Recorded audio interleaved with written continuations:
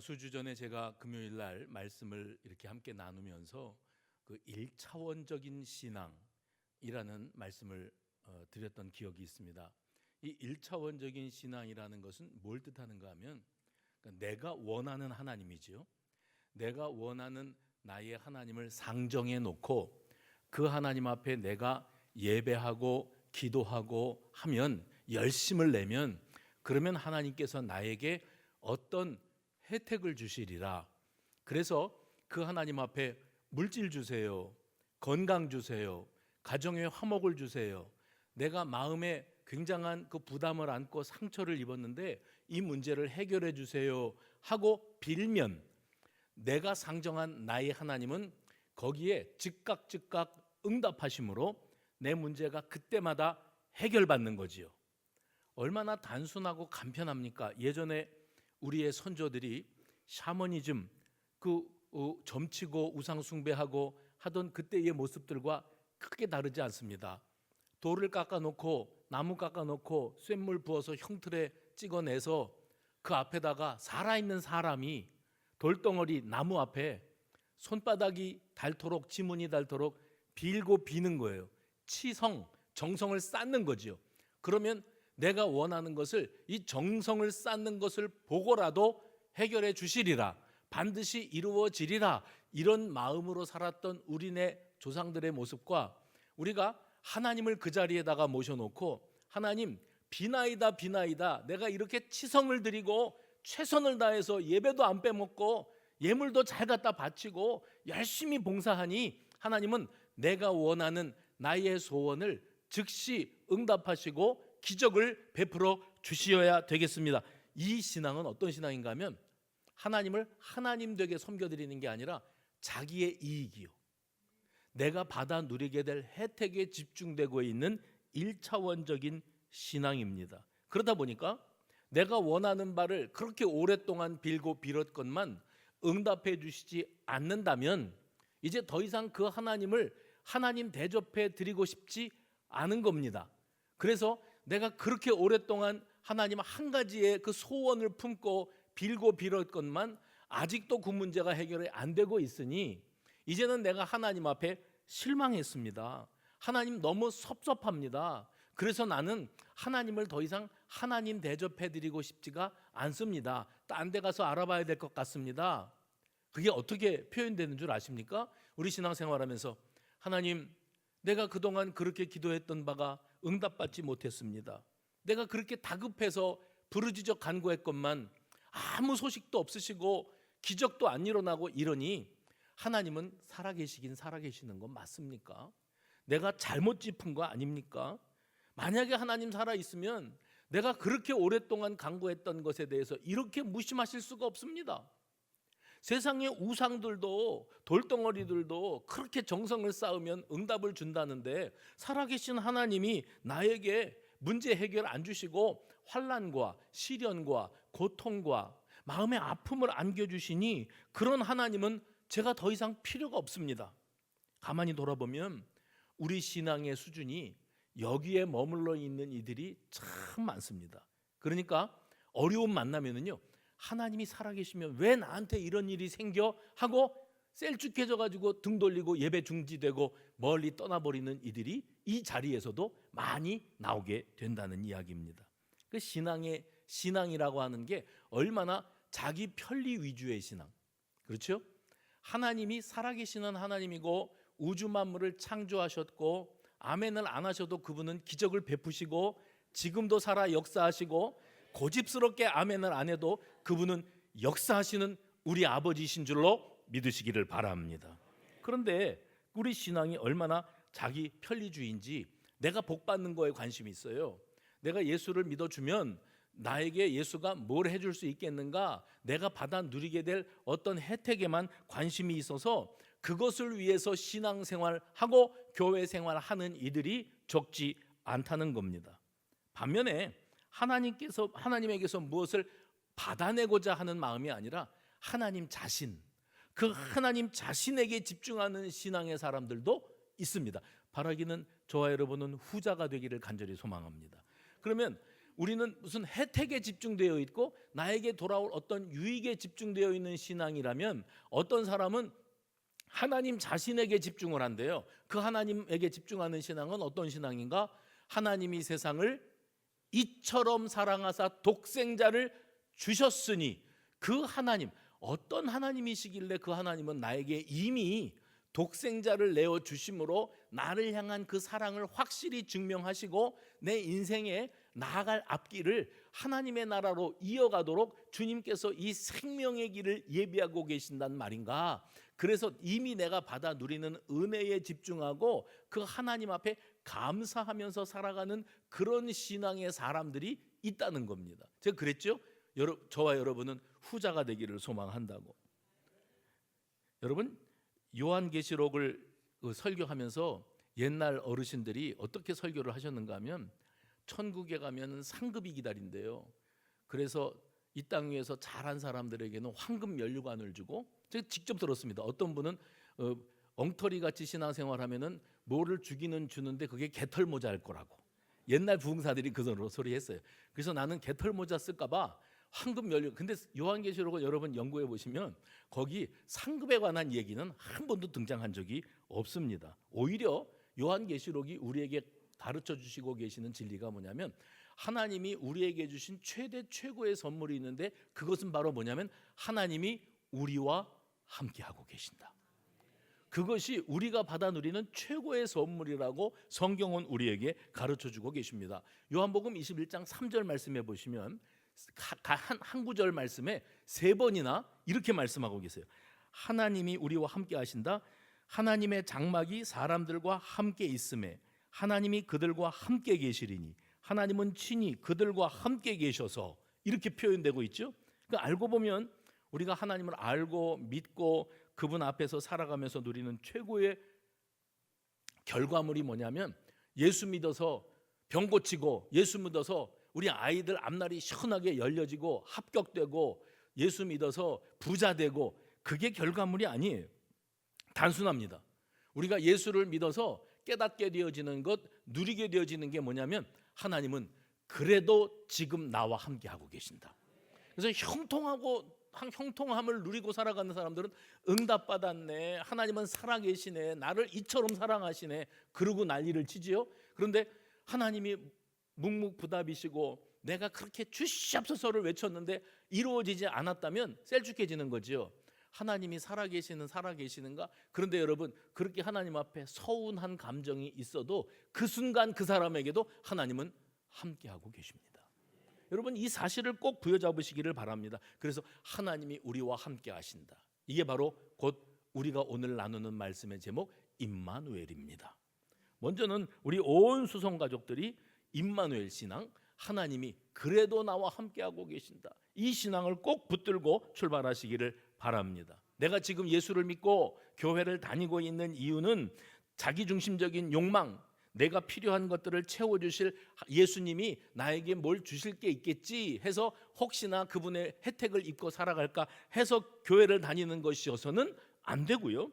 무엇을 먹을까, 무엇을 마실까, 무엇을 입을까, 너희들이 지금 곰곰이 연구하고 기도하고 간절히 구하는 그 모든 것들은 너희에게 필요할 때 필요한 것이라는 사실을 주님은 먼저 알고 계신다. 그러니 너희는 그런 것에 대해서 주시옵소서 하지 말고 너희는 먼저 하나님의 나라를 구해봐라. 하나님의 나라를 구하라. 그리하면 너희가 갈망하고 있는 그 모든 것들을 너희에게 더하시리라. 할렐루야. 그것이 예수님께서 우리에게 가르쳐 주신 메시지였습니다. 1차원적인 신앙, 아주 단순하지요. 내가 원하는 것을 이루기 위해서 하나님을 찾는 그런 정성 쌓는 그런 신앙이어서는 안 됩니다. 만일 우리가 지금까지 그런 신앙으로 살아왔다면 여러분, 우리가 중요한 거 한 가지를 놓치고 있는 거예요. 우리 인생은 100살을 채우기가 버겁습니다. 100살도 채우지 못하고 가는 인생은, 우리 하나님은 어떤 하나님이세요? 영원부터 영원까지 계시는 하나님. 고급스럽게 그렇게 표현을 하지 않습니까? 알파와 오메가가 되시는 하나님. 그러면 그분은 영원을 사시는 분이에요. 천지 만물을 창조하시고 우주 만물을 다스리시고 영원 전부터 그리고 영원까지 그렇게 계시는 하나님이 100년도 채우지 못하고 떠나가는 한낱 공중에 떠다니는 먼지 알갱이 같은 우리 인생을 만나 주실까요? 우리가 그분을 찾고 찾아서 영원부터 영원까지 계시는 알파와 오메가 되시는 하나님, 지금 이 땅 위에 2024년도 12월을 살고 있는 나 아무개의 소원을 들어주십시오. 나는 꼭 이게 되어져야만 됩니다. 안 된다는 건 상상도 할 수 없습니다. 돼야 하나님이지, 안 되면, 내가 원하는 대로 이루어지지 않으면 하나님, 내가 하나님 임명장 박탈하겠습니다. 나는 딴 데 가서 알아보겠습니다. 이런 소리하고 앉아 있으면 여러분, 그게 가당키나 한 얘기입니까? 영원히 계시는 하나님 앞에 순간을 사는 인생이 하나님을 찾고 찾아서 그분에게서 뭘 얻어낸다고 하는 것은 상상할 수조차 없는 일이에요. 역으로는 가능합니다. 영원을 다스리시고 영원을 사시는 그분께서 미천하기 이를 데 없는 나 같은 인생, 100년도 채우지 못하고 떠나가는 이 보잘것없는 인생을 찾아오셨다, 만나주신다. 그건 기적 중에 기적인 줄로 믿으시기를 바랍니다. 그러니까 내가 영원히 계시는 하나님을 추구하고 찾아간다고 찾아지는 건 아닌데, 영원 가운데 계시는 하나님이 나 같은 인생을 찾아오고 나를 만나 주신다면 그것은 우리가 감당할 수 없는 은혜를 힘입는 것 아니겠습니까? 그런데 그 사건이 이 땅 위에 2000년 전에 일어난 겁니다. 영원 가운데 계시는 하나님께서 이 땅 위에 살아가는 모든 인생들이 죄악에 억눌려서 지옥불을 향하여 달려가고 있는 모습을 보시면서 하나님 너무나 안타까우셨기 때문에 인간의 몸을 입고 영원계에 계시는 하나님이 인간계로 찾아 들어오신 사건이 바로 임마누엘 사건이라는 사실을 기억하시기를 바랍니다. 이유가 뭡니까? 한 가지예요. 우리와 함께 하시기 위함이에요. 우리를 동행하시고 우리와 함께 하시고 우리를 붙들어 주시기 위함입니다. 바로 이 극적인 사건, 기적적인 일이 우리 가운데 일어난 날이 바로 성탄절입니다. 복음서를 보면 마태, 마가, 누가, 요한이죠. 그 복음서들을 보면 그 복음서를 쓴 저자들이 예수님의 탄생을 각기 다 이렇게 묘사를 하고 있는데, 그들의 예수님 탄생에 관한 묘사는 한결같아요. 그 메시지의 핵심이 뭐냐면, 영원계에 계셨던 그분이 인간의 시간계로 찾아 내려오신 사건, 임마누엘 사건이 우리에게 주어진 기적이고 하나님께서 주신 큰 기쁨의 좋은 소식이었다. 성탄을 이렇게 묘사하고 있습니다. 그리고 이 사건, 임마누엘 사건이야말로 구약에서 시작된 하나님 아버지의 인류 구원 계획을 완성하시는 계획되었던 사건이었음을 숨기지 않습니다. 오늘 마태복음을 저와 여러분이 1장을 봤습니다마는 마태복음 1장 1절 말씀 한번 눈으로만 보시죠. 거기 뭐라고 되어 있습니까? 아브라함과 다윗의 자손 예수 그리스도의 생애라. 예수님의 탄생, 임마누엘 사건을 어떻게 풀어가고 있는가 하면, 마태는 아브라함의 후손이신 그분, 다윗의 후손으로 오신 그분이 이 땅 위에 오신 사건을 지금부터 내가 들려주겠다 그러는 거예요. 왜 거기서 갑자기 아브라함 이야기가 나옵니까? 하나님께서 태초에 천지 만물을 창조하시고 인간을 만들었는데, 인간이 하나님의 말씀을 거역해서 죄가 들어왔어요. 죄를 범한 인생이 에덴 동산에서 쫓겨납니다. 쫓겨날 때 그냥 내 말을 징글징글하게 안 들으니까 너희들은 끝, 나하고 끝, 그래서 쫓아내시는 것으로 포기하시고 다시 새롭게 흙을 빚어서 또 다른 사람을 만들지 아니하시고, 쫓겨나는 아담과 하와에게 하나님께서 가죽옷을 지어 입히셨다. 그건 뭐냐면 하나님께서 그들을 향하여 어떤 특별한 관심을 갖고 계셨고, 아버지의 마음, 왜 그랬냐, 그러지 말라고 내가 그렇게 신신당부하지 않았냐, 그런데 너희들은 왜 내 말을 그렇게 어겼냐. 그래서 쫓겨났어요. 쫓겨나는데 그냥 못 내보내세요. 옷을 입혀 보내세요. 그리고 그때로부터 하나님은 쫓아낸 그들을 되찾으시기 위한 계획을 시작을 하시는 거예요. 그게 구체적으로 구체화된 장면이 창세기 12장에 나오는 아브라함, 저 멀리 갈대아 우르 동방에 있었던 그 한 사람을 지명하시고 택하셔서 그에게 언약하시고 축복하시지 않습니까? 그래서 아브라함을 잇는 언약의 계보가 생기는 거예요. 내가 너를 지명했다. 내가 너와 함께 하겠다. 내가 너에게 복을 주겠다. 너와 내 후손으로 말미암아 이 땅 위에 있는 모든 인류가 복을 받게 될 것이다. 그건 구원의 복이거든요. 아브라함이 그것을 받았는데 아브라함에게서부터 아들 이삭에게로, 이삭에게서부터 야곱에게로 승계됩니다. 그래서 그것을 언약의 계보라고 그래요. 그런 다음에 시대가 뚝 떨어져 가지고 다윗이라는 인물이 등장합니다. 다윗이 나는 백향목으로 지은 궁전에 거하거늘 내 하나님의 임재 언약궤는 장막에 거하고 있구나. 이것은 정말 마음 아픈 일이고 내가 하나님 앞에 정말 못할 짓을 하고 있는 거다. 이런 갸륵한 선한 마음을 품었을 때 하나님께서 선지자를 보내서 네가 그런 마음을 품었다는 것만으로도 이미 성전을 나에게 지어 바친 것으로 내가 인정하겠다. 그리고 성전은 네 아들 솔로몬이 지을 거고 네가 그런 훌륭한 마음을 품었다는 것만으로 내가 너에게 복을 주겠다 하시면서 다윗 왕가가 끊어지지 아니하겠다 하시면서 그 후손 가운데 이 땅 위에 구원자이신 누군가 메시아이신 그분이 태어나게 될 것을 약속하십니다. 그래서 마태복음 1장 예수님이 탄생하시는데 그냥 요셉과 마리아의 슬하에서 예수님이 탄생하셨다 이렇게 말 안 하고 아브라함의 자손인 예수, 다윗의 계통에서 태어난 예수에 대해서 언급을 하는 거예요. 그건 뭐냐면 하나님의 인류 구원 계획이 예수 그리스도의 탄생, 임마누엘, 하나님이신 그분이 시간계, 인간계로 찾아 내려오시는 이 사건으로 구체화되고 성취되었다 하는 것을 명백하게 선언하기 위해서 이 말씀이 거기에 자리 잡고 있는 겁니다.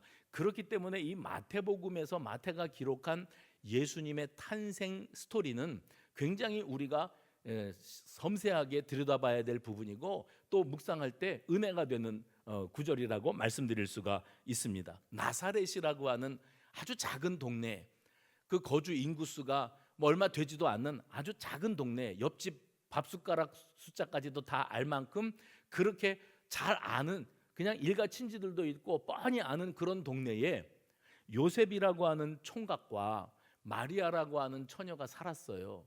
근데 이 두 사람이 사랑을 해서 약혼했습니다. 약혼 관계다 그러면 이미 결혼한 것이나 진배 없는 그런 관계로 인정함을 받던 그런 때입니다. 그런데 어느 날 요셉이 이 여인을 지켜주고 이 여인을 참 사랑하고 아끼는데 그런데 이 여인 마리아가 임신을 하고 있다는 사실이 나타났어요. 이 일로 말미암아 요셉이 얼마나 충격을 받았겠습니까? 마음의 충격도 받고 이 상황을 어떻게 수습을 해야 될런지 당황스럽기도 당황스럽고 만에 하나 이 마을이 자그마한 마을인데 마리아 임신 소식이 사람들의 입에 오르락내리락하고 소문이 퍼져나가게 되어지면 율법에 의해서 마리아는 부정을 저지른 여인이 돼요. 그래서 돌팔매질을 당하거나 아니면 이 마을에서 완전히 쫓겨나는 이런 처벌을 받게 됩니다. 요셉이 어떤 사람이었는가 하면 그는 하나님을 경외하는 사람이었고 마음 다해서 진심으로 마리아를 사랑하는 사람이었다. 성경은 이렇게 표현을 합니다. 그래서 요셉이 결정한 내용이 뭐냐면 가만히 끊고자 하여 뭘 끊어요? 약혼 관계를 파혼으로 바꾸고자 하는 겁니다. 그래서 자기 자신이 이 나사렛 동네에서 떠나든지 아니면 마리아가 이 동네에서 떠나갈 감으로 말미암아 자연스럽게 사람들의 말거리가 되어지지 않고 이 문제를 수습할 수 있겠다 이 생각까지 요셉이 했습니다. 이것은 요셉이 할 수 있는 최선의 인간적인 방책이었어요. 이 사랑하는 약혼녀가 임신이 되었는데 이 여인이 부정한 여인으로 판가름이 되어지고 그리고 곤욕을 치르거나 죽임을 당하는 일이 있어서는 안 되니까 우리 여기까지 하고 이 여인을 살리는 방향으로 가자 하는 것으로 생각을 하고 있었는데 그런데 그 요셉에게 하나님이 찾아오셨지요. 천사들을 보내어서 그 꿈속에 보내셔서 이렇게 말씀하십니다. 다윗의 자손 요셉아, 다윗의 자손 요셉아, 목수 요셉아 이렇게 말하지 않고 마리아의 약혼남 요셉아 이렇게 말하지 않고 다윗의 자손 요셉아 내 아내 마리아 데려오기를 무서워하지 말라 그에게 잉태된 자는 성령으로 된 것이라. 데려오기를 무서워하지 말라는 말은 뭐냐면 네 생각으로 인간적인 수단으로 이 문제를 수습하기 위해서 관계를 단절하는 것이 능사가 아니다. 지금 이루어진 이 문제는 성령으로 말미암아 된 일이다. 그러면서 음성이 이어집니다. 아들을 낳으리니 이름을 예수라 하라. 이는 그가 자기 백성을 그들의 죄에서 구원할 자임이라. 여러분 일찍이 구약 성경에 보면 이스라엘 백성들이 우상 숭배하다가 패망을 해서 바벨론 포로 생활 70년 세월을 보낼 때가 있었거든요. 그 일이 일어나기 전부터 여호와 하나님께서 이스라엘 백성들에게 선지자를 통하여 경고의 메시지를 보내셨어요. 너희가 회개하고 돌이키지 아니하면 이방 민족들에게 이렇게 곤욕을 치르고 비참한 일들을 겪게 되고 말 것이다. 그러나 내가 너희들을 이렇게 심판을 하지만 그것이 끝이 아니다. 그 이후에 너희들을 내가 다시 찾을 것인데 이 일을 통하여 장차 오실 메시아, 우리 인류를 구원하실 메시아 그분의 오심을 선지자들은 이스라엘 민족을 회복시키실 메시아 그분이 오시는 것으로 예언을 했습니다. 선지자들이니까 앞에 되어질 일을 예언했는데 사실 그들이 알고 했던지 모르고 했던지 그들이 예언했던 메시아의 도래는 마태복음 우리가 보고 있는 이 마태복음 1장에 등장하는 예수님의 탄생으로 성취가 되게 되어지는 겁니다.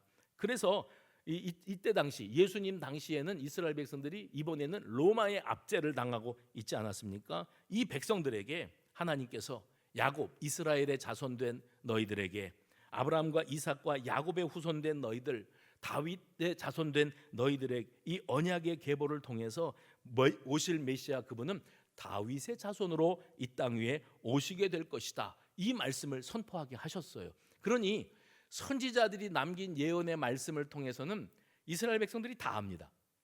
메시아, 우리가 이렇게 눌림을 당하고 고통 가운데 신음하는데 우리를 구원할 누군가가 오시는데 그분을 메시아라고 했다. 선지자들이 그 메시아가 오시기만 하면 우리가 로마의 압제하에서 허덕이고 비참하고 서럽게 살아가는 이 문제들이 단번에 해결된다. 이 사실을 이 백성들은 다 알고 있었습니다. 요셉 자신은 사실 다윗의 혈통에서 태어난 사람입니다. 다윗의 혈통 그러면 다윗의 가문은 어디에서 출발했는가 하면 베들레헴이에요. 유대 땅 베들레헴에서부터 시작이 되었기 때문에 그 조상들이 다 베들레헴 출신이거나 그 조상의 조상이 베들레헴에서 난 사람들이에요. 그래서 요셉이 호적하라는 명이 떨어졌을 때 그 유대 땅 베들레헴으로 가야만 했던 겁니다. 그런데 그 요셉이 지금 이 순간에 당황하고 이 문제를 어떻게 수습하면 좋겠나, 내 약혼녀가 임신을 했다니 하는 이 장면에서 참 의미 있는 선포가 이루어지고 있는 거예요. 그게 뭐냐면 너는 선지자들의 예언을 기억하느냐? 장차 너희들을 구원할 메시아의 언약을 기억하고 있느냐? 너 자신이 다윗의 혈통으로 태어난 다윗의 자손이라는 것을 기억은 하고 있느냐? 이제 네 약혼녀인 마리아가 임신을 한 것은 부정을 저지른 결과물이 아니고 다윗의 자손인 내 아들로 하나님이 보내신 구원자 메시아 그분이 성령으로 잉태되어진 사건이다. 이렇게 말씀하고 계시는 거예요. 그리고 천사가 아이의 이름을 명확하게 가르쳐 주셨어요. 그 이름을 예수라 하라. 예수라 하라. 이는 그가 자기 백성을 모든 죄에서 그들의 죄에서 구원할 자임이라. 그리고 지금 벌어진 이 모든 상황은 선지자들이 일찍이 수백 년 전에 예언했던 그 예언들이 눈앞에서 이루어지고 있는 사건이라는 것을 깨닫게 해주었습니다. 그리고 요셉에게 이걸 떠올려 줬을 것 같아요. 너는 기억하느냐? 이사야 7장 14절 말씀을 기억하느냐? 이렇게 되어 있어요. 수백 년 전에 선지자가 예언한 겁니다. 읽어봅시다. 시작. 처녀가 잉태하여 아들을 낳을 것이요 그 이름을 임마누엘이라 하리라. 유대인들은 자기들의 조상 때부터 후손들이 대대로 이 구절을 암송하다시피 합니다. 처녀가 잉태하여 아들을 낳을 것이고 그분은 임마누엘인데 우리의 메시아로 이렇게 탄생하실 것이다. 이것을 그들이 잘 알고 있었습니다. 그래서 임마누엘의 뜻이 중요해요. 임마누엘의 뜻은 하나님이 우리와 함께 하신다. 하나님이 우리와 함께 하신다. 최대의 선물이 뭐라 그랬어요? 하나님이 우리와 함께하는 거지. 내 병 고침 받고 우리 아이가 합격하고 승진하고 연봉이 올라가고 내 집 장만하고 병 고침 받고가 신앙생활의 최종 목적지가 아니에요. 1차원적인 신앙에 머물러 있는 사람들은 그저 비나이다. 하나님 앞에 비나이다. 내 문제 해결해 주시기만 한다면 100일 기도도 하고 치성도 드리겠습니다. 이런 식으로 신앙생활하는 사람들이 적지 않거든요. 근데 우리 하나님께서 우리를 찾아오시고 우리에게 주신 최고의 축복은 뭐냐면 병 고침 받고 부자 되는 게 아니고 하나님이 끝까지 세상 끝날까지 우리와 함께 하시겠다는 거야. 그게 임마누엘의 신앙인 겁니다. 그래서 요셉이 생생한 꿈을 꿨단 말이죠. 생생한 꿈을 꿨는데 하나님이 들려주시는 이 천사의 메시지를 들었어요. 듣고 잠에서 깨어납니다. 24절에 보시면 잠에서 깨어나 주의 사자의 분부대로 행하여 그 아내를 데려왔더라. 끊으려고 그랬어요. 이 관계를 끊으려고 그랬다가 하나님의 생생한 메시지를 듣고 분부대로 행하여 뭐였는데요? 꿈이었어요.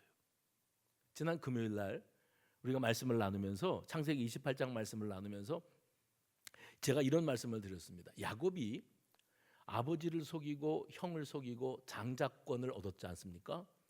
형이 그 사실을 알고 이 동생을 죽이려고 마음을 먹고 있을 때 엄마가 얼른 도피시켜서 도망가던 길에 그때 당시 이름으로 루스라고 불렀던 빈들이 있었는데 너무 피곤해서 돌베개 베고 누워 잠이 들었어요. 잠이 든 야곱이 꿈속에서 뭐라고요? 꿈입니다. 지금 요셉도 꿈을 꾼 겁니다. 꿈속에서 하나님의 사닥다리가 하늘에서부터 땅에 닿았고 천사들이 오르락 내리락 하고 있는데 꿈에서 본 거예요. 저 하늘에서 하나님의 음성이 들려오는 겁니다.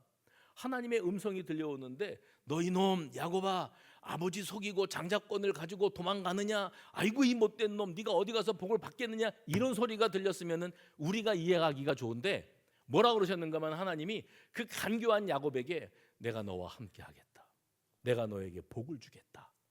그러니까 제가 금요일 날 석 주에 걸쳐서 뭐라고 말씀드리냐면 해봅시다. 받기에도 송구스러운 은혜. 해보세요. 받기에도 송구스러운 은혜. 야곱이 자기를 알지 않습니까? 하나님이 그동안 자기를 불렀어요.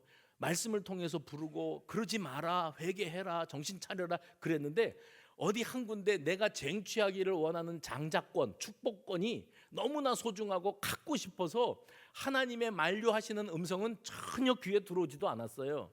그리고 자기가 하고 싶은 대로 했어요. 그리고 원하는 것을 쟁취했습니다. 그런데 그러고 도망가는 야곱에게 하나님이 나타나셔서 너 이놈 하질 않고 내가 너에게 너와 함께 하겠다. 내가 너에게 축복하겠다 그러니까 야곱이 너무 부끄러운 거예요. 내가 이런 복을 받아도 되나? 내가 이런 복을 받을 만하게 하고 살았나? 하나님 나는 어떤 사람인데요? 어쩌자고 나를 이렇게 사랑하시고 나에게 이런 복을 주십니까? 내가 부끄러워서 고개를 들 수가 없습니다. 이런 마음을 품고 있었을 때 그가 꿈에서 깨어나요. 꿈이었다니까요. 너무 생생했는데 꿈이었어요. 그래서 꿈에서 깨어났을 때 우리 같으면 이런 반응을 보였을 거예요. 아이고 좋다 말았네. 꿈이네. 꿈은 꿈이네. 현실은요. 현실은 현실이고 꿈은 꿈이고요. 설교 말씀을 이렇게 선포하면 그때는 아멘도 하고 말씀 붙잡고 살 것 같아요. 저 문 밖으로 나가고 아니 5층에서 밥 먹고 내려가면 다 까먹어요. 그리고 나를 기다리는 건 현실이에요. 꿈은 꿈이에요. 그냥 목사가 하는 소리는 맨 공중 떠다니는 그 허망한 소리만 하는 것 같고 실감도 안 나고 내 현실은 지금 전세값 보증금을 돌려받냐 못 받냐 지금 이 계약건이 취소가 되냐 안 되냐 달러가 값이 올라가서 지금 이게 현실인데 여기서는 뜬구름 잡는 소리만 하고 있는 거예요. 꿈은 꿈이라. 근데 야곱이 어땠는 줄 아세요? 아이 꿈이었네. 좋다 말았네. 너무 생생하긴 했는데 꿈이야. 이러지 않고요. 뭐라 그랬어요? 여호와께서 과연 여기 계시거늘 내가 알지 못하였도다. 꿈이 아니고요. 하나님이 꿈을 통해서 나에게 계시하신 거예요. 하나님이 너무 생생하게 말씀하셨는데 그렇게 말씀하시는 주님을 만나고 보니까 부끄러워요. 여호와께서 여기 계시거늘 내가 알지 못하였도다는 이 광야에 돌베개 베고 누워 있는 거기에 계시는데 내가 몰랐다는 뜻도 되지만 이것도 됩니다. 내가 형 속이고 팥죽 한 그릇에 장자권을 넘겨받았을 때도 하나님은 거기 계셨고 깜쪽같이 분장을 한다고 하고 가서 아버지에게 가서 내가 에서입니다. 거짓말. 사냥을 수월하게 하고 돌아왔습니다. 거짓말 연속으로 하면서 결국 아버지의 눈을 속여서 축복을 받아냈어요. 거기에도 하나님은 함께하고 계셨어요. 하나님이 다 보고 계셨구나. 그러니 얼마나 부끄러워요. 오늘 요셉이 꿈속에서 천사를 통해서 하나님께서 들려주시는 말씀을 듣고 꿈에서 깨어 일어나 자기는 이 관계를 가만히 끊고자 했었다가 이제 천사의 음성을 듣고 깨어나 분부대로 행하여, 해봅시다. 분부대로 행하여. 이거는 꿈을 꿈으로 치부하지 않고 하나님이 나에게 명하셨다. 하나님의 말씀이 옳다. 분부대로 행하여 아내를 데려왔고 그 아이의 이름을 분부대로 예수라 하였다. 근데 여러분, 예수라는 이름과 구약에 나오는 임마누엘이라고 하는 이름이 다르지요? 오늘 여기 예수라는 이름의 뜻은 만인을 죄에서 구원할 자, 또 임마누엘이라고 하는 뜻은 하나님이 우리와 함께하고 계시다. 이 두 이름의 의미를 연결시켜 보면 이렇게 되어집니다. 이 세상 온 백성을 구원하시려고 오신 분이 지금 우리와 함께하고 계신다. 할렐루야. 이 온 세상의 백성들을 구원하려고 찾아오신 그분이 우리와 함께하고 계신다. 그리고 그분은 우리와 함께하기 위하여 오신 거예요. 단순히 나의 억만 죄악을 용서하시고 고쳐주시고 나를 죄악의 사슬에서 해방시키시고 구원해 내시기 위해서 오신 것만이 아니고, 오셔서 그렇게 죽을 내 영혼을 살리신 이후에 그 이후에 주님의 나라에 이를 때까지 나와 영원토록 세상 끝날까지 함께 하신다. 그것이 곧 우리가 받은 임마누엘의 축복인 줄로 믿으시기를 바랍니다. 이게 성경 전체에 흐르는 맥락이에요. 올 한 해에 예수 믿는 사람들, 그리스도인들의 최고로 그 좋아하는 성경 구절이 뭔가, 이걸 조사를 했더라고요. 신문사에서. 뭐 왜 연말 되면은 그 뭐 가요 톱10도 잡고 뭐 인기 있었던 영화도 잡고 막 이런 거 하잖아요. 성경 구절 중에 성도들이 제일 좋아하는 성경 구절 1등이 뭔지 아십니까? 이사야 41장 10절이었어요. 그 내용이 이렇습니다. 두려워 말라, 내가 너와 함께함이라. 시작이 그래요. 두려워 말라, 내가 너와 함께함이라. 놀라지 말라, 나는 너의 하나님이 됨이라. 내가 너를 굳세게 하리라. 참으로 너를 도와주리라. 참으로 나의 의로운 오른손으로 너를 붙들리라. 온 성도들이 이 구절을 제일 좋아했대요. 시작이 그래요. 두려워 말라, 내가 너와 함께한다. 여러분, 우리 하나님의 진심을 기억하시기 바랍니다. 하나님은 우리와 함께하기를 원하시고 우리하고 연결되어 있는 이 사랑의 끈을 놓을 생각이 전혀 없으세요. 심지어는 에덴 동산에서 쫓아내시면서까지도 그 사랑의 끈을 놓을 생각이 없으세요. 겪어보신 분들이 계실 겁니다. 아들 군대 보내면요, 군복 입고 돌아다니는 사람들이 다 내 아들 같아요. 그래서 그 아이들 밥 먹으면 밥값도 내주는 사람도 있다고 그래요. 나는 그런 건 안 해봤어요. 근데 아이가 군대 입대할 때 훈련소에 데려가거든요. 머리 빡빡 깎고 번거지 뒤집어 쓰고 이제 자기 앞길이 마치 그 시집살이 하러 들어가는 그 딸 같아요. 그냥 얼굴색이 시꺼매요. 그냥 죽으러 들어가는 것 같아요. 그런데 걱정하지 마, 하나님이 도와주실 거야. 힘내, 화이팅, 아들 할 수 있어. 나도 했어, 너도 할 수 있어. 이러고 보냈거든요. 그러니까 아들이 쪼벅쪼벅 인솔돼 갖고 이제 훈련소로 들어갔어요. 들어갈 때 그 육군 훈련소에서 아드님은 앞으로 이런 군대 생활을 하게 되고 이런 내무 생활을 하게 되고, 그리고 아드님은 몇 사단, 몇 연대, 몇 대대, 훈련 대대지요. 훈련 대대, 몇 중대, 몇 소대 소속이고, 저희가 부모님에게, 특별히 아버지에게 아들이 훈련병 번호가 몇 번이라는 걸 알려드리겠습니다. 이래요. 아니, 겪어 보셨으면서 왜 모른 척하세요? 그래요. 그러면 그 번호를 딱 받아 갖고 와서 뭘 할 수 있냐면 아들에게 편지를 쓸 수 있어요. 그 인터넷 사이트를 들어가서 그 부대를 찾아 들어가서 그 대대의 훈련 대대의 몇 중대 몇 기수 훈련병 몇 번 아무개, 이게 아버지한테 있거든요. 그런데 그 아들의 얼굴이 보고 싶어도 볼 수가 없는데 그 사이트에만 들어가면 아들이 이 번호 붙은 철모 쓰고 총 들고 뛰어다니는 모습이 간혹 실려요. 그러면 그 사진들 속에서 내 아들 찾느라고 난리가 나요. 그 다음에 인터넷 편지 2줄 3줄 쓸 수 있어요. 그러면 그게 2주 정도 훈련 기간이 지난 다음에 아들한테 전달이 됩니다. 쫙쫙 오려가지고 몇 번 훈련병, 그러면 내 아무개 하고 자기 이름 대고 그거 받아요. 그럼 거기 뭐라고 써 있냐면, 사랑하는 아들아, 오늘도 네 사진을 봤다. 얼마나 고생이 많냐. 훈련 받고 지금 취침 전에 아버지가 보낸 이 편지를 봤거든. 내가 너를 잊지 않고 있단다. 내가 너를 너무 사랑한단다. 얼마나 고생스럽냐. 내가 너를 잊지 않고 있어. 꼭 건강하게 잘 감당하기 바랍니다. 한마디라도 아이에게 응원이 되고 힘이 되고 그 사랑의 끈이 연결되기를 원해서, 지금 군대는 뭐 전화기도 쓰는 군대라고 그러는데 훈련소에 들어갈 때는 그런 거 없습니다. 그래서 그렇게라도 연결되고 싶어하는 아비의 마음을 아마 겪어보신 분들이 계실 거예요. 하나님이 지금 이 세상 훈련소에서 이 뺑뺑이를 돌고 있는 우리를 바라보시면서 꼴 좋다, 죄 지었으니 죄값을 치러야지 이러시는 게 아니라 얼마나 힘드냐 그래. 내가 너를 얼마나 사랑하는데, 내가 너 곁에 있고 싶어, 대신 고생해주고 싶어. 그런데 내가 어떻게 해줄 수가 없구나. 너는 힘을 내라. 내가 너와 함께하고, 비록 몸은 떨어져 있지만 너하고 나는 한 몸이나 다름없어. 지금 무슨 일을 겪고 있을지 아버지도 겪어봐서 다 알아. 나는 그걸 3번을 해봤다니까요. 그분의 사랑이 얼마나 크셨으면 결국 인간의 모습으로 이 땅 위에 찾아오셔서 우리 곁에 함께 하시기로 결정하신 겁니다. 그래서 이 성탄의 계절은 그 임마누엘, 모든 인류에게 기쁨의 날, 은혜의 날, 왜냐하면 그분이 임마누엘로 내 곁에 와주신 날이기 때문에 이 성탄의 계절은 우리 모두에게 기적의 날이 된 줄로 믿으시기를 바랍니다. 남아있는 일이 뭔지 아세요? 내가 너와 함께 하겠다 하고 말씀하시고 임마누엘 하셨지 않습니까? 그 다음에 우리는 어떻게 해야 돼요? 저도 주님과 함께 하겠습니다. 임마누엘로 화답해야지요. 그런데 주님은 임마누엘로 찾아오셨는데 우리는 딴청 피우고 앉았어요. 말씀하시는데 못 들었어요. 나를 사랑하신다는데 실감도 안 나요.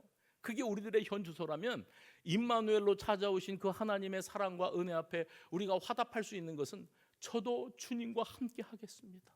나와 함께하기 위해 찾아오신 주님과 나도 영원토록 함께하겠습니다. 그 학자들은 그 예수님의 탄생 소식이 제일 먼저 목자들에게 선포되었다는 것에 의미를 둡니다. 왜냐하면 하나님께서 구약 성경에서 모세를 통하여 제사 제도를 제정하실 때 너희들이 어떤 죄를 저질렀든지 속죄 제사를 드리려면 흠없는 어린 양이에요.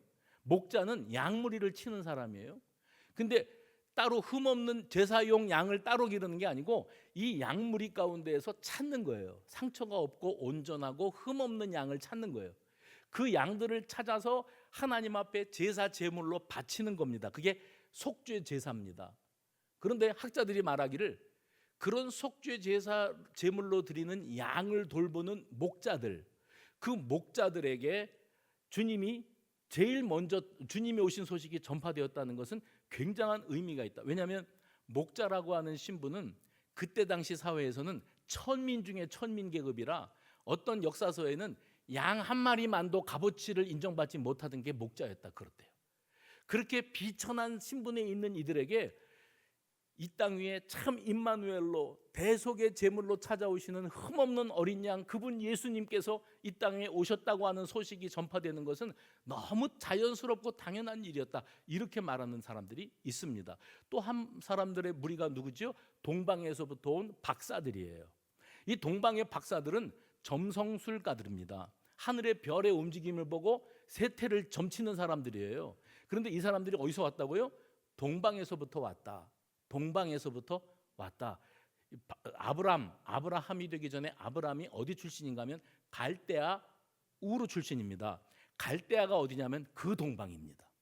그리고 여러분이 학교 다닐 때 세계의 4대 문명의 발상지 하면서 최고로 오래된 문명의 발상지는 메소포타미아 문명이다. 주무시지 않았으면 그거는 기억하실 거예요. 근데 이 메소포타미아의 뜻이 뭐냐면 강과 강 사이에 있다는 뜻이에요. 근데 강과 강, 2개의 강이 만나는 그 아주 비옥한 땅인데 이 메소포타미아를 만들어 놓는 강이 티그리스 강과 유프라테스 강이에요. 자, 공부 열심히 하셨네요. 그게 문명의 발상지예요. 그게 동방입니다. 지금의 이라크 남쪽이고요. 갈대아 땅이 동방이고 이 이스라엘 백성들이 포로로 끌려가서 70년을 살았던 곳이 바벨론인데 그 바벨론이 바로 그 동방 메소포타미아 지역입니다. 바로 그 지역은 모든 면에서 최고로 문명이 발달되어 있던 지역인데 거기에 별을 관찰하는 사람들이 있었어요. 바벨탑 사건이 일어났던 곳도 동방 바로 이 갈대아 지역입니다. 그래서 이 지구라트라고 하는 이 거대한 돌탑들이 지금도 그 땅에 가면은 세워져 있다고 하는데 다 별을 관찰하기 위한 시설물로들 그렇게 이해들을 하고 있습니다. 그런데 그 바벨론 땅에 어떤 소식들이 퍼져 있었는가 하면 이스라엘 백성, 남유다 백성들이 포로로 끌려와서 바벨론 땅에서 종살이를 하지 않았습니까? 근데 이 유대 사람들이 어떤 소망을 가지고 살아가는지를 이 메소포타미아 문명의 사람들이 알고 있었다는 거예요. 어떻게 알았는가 하면 자기들이 죄가 많아서 하나님이 심판하심으로 여기에 끌려와 가지고 이런 생활을 하고 있지만 우리 선지자들께서 말씀하시기를 언젠가 하나님께서 우리를 건지시기 위해 메시아를 보내심으로 우리가 이 눌림의 땅에서 자유, 해방을 얻고 돌아가게 될 것이다. 이런 생각을 이 유대 포로들이 갖고 있다는 것이 널리 퍼져 있었다는 거예요. 그래서 로마의 역사를 기록한 타키투스라고 하는 사람이 그 사실을 유대인들에게는 어떤 갈망이 있다. 그들은 메시아라고 하는 존재가 이 땅 위에 찾아오는 것만 기대하고 산다. 이렇게 역사책에 기록했다고 그럽니다. 또 요세푸스라고 많이 들어보셨지요? 이 사람이 유대의 역사서를 기록을 하는데 거기에도 장차 세계의 지배권은 유대에서부터 나올 것이다 라고 이 유대인들은 믿고 있다. 이런 사실을 언급을 했습니다. 바로 그 메소포타미아에 별을 관찰하던 사람들이 이제 메시아의 탄생 별이 발견이 되어졌을 때 이 일을 확인하기 위해서 자기들의 예물을 들고 베들레헴까지 찾아온 사건, 이게 우연일 수가 없었다는 거예요. 그래서 같이 해볼까요? 임마누엘 사건은 임마누엘로 화답해야 됩니다.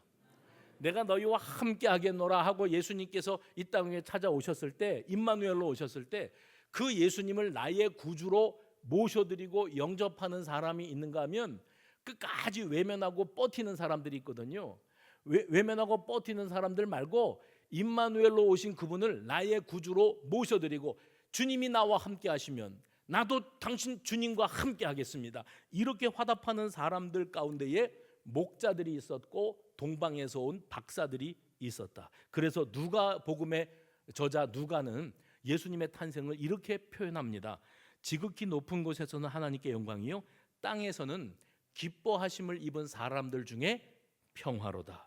누가는 임마누엘 사건을 하나님께 영광, 하나님이 주시는 영광스러운 사건이라고 그랬고, 그 다음에 이 땅에 사는 모든 사람에게 평화라고 말하지 않고 하나님의 기뻐하심을 입은 사람들에게 평화라고 그렇게 표현을 하고 있습니다. 기뻐하심을 입은 사람이 되어야 된다는 거예요. 기뻐하심을 입은 사람들은 어떤 분인가? 임마누엘로 나와 함께 하시는 그분을 내가 나의 주인으로 모셔드리고 영원토록 주님 오시는 그날까지 나도 그분과 함께 하겠습니다. 임마누엘로 오신 그분 앞에 내 전 인격을 맡겨드리는 거예요. 이걸 뭐라 그러냐면 영접한다 이렇게 말해요. 영접이 뭐예요?